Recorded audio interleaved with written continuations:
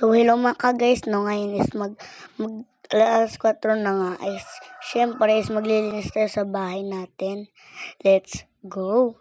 Ay nga, ay magsasaing muna nga ako mga guys. Ayan.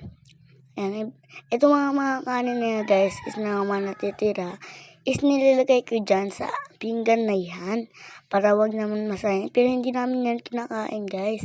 Syempre, binibigay namin yan sa mga aso namin. Ayan.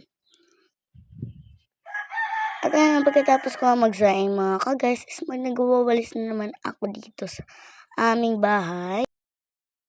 Siyempre, padawalis na nga ang person ng mga ka-guys. At ayan nga guys, pinapassword ko na nga. Dahil nga, ang tagal na nga video na ito. Ayan, padawalis-walis lang. Ayan. At pinulot ko ang aming trapo at pinagpag ko nga.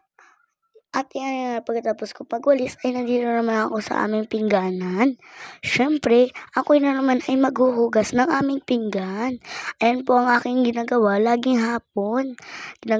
Nagagawa po ako kada pagdating ko po sa school. Ito lang yan ang ginagawa ko. Magsaing, maghugas ng pinggan, magwalis. At yan, pagkatapos ko nga maghugas ng pinggan is nandito na ako sa labas at syempre maghuhugas na ako dito guys. Ayan, let's go. Mga guys, pinapagalitan kasi ako ni mama guys kapag di ako dito di ako gumawa dito ng mga gawaing bahay.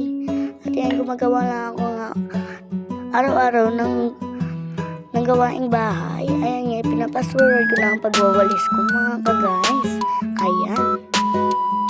At yun nga mga ka-guys, thanks for watching. Follow for more.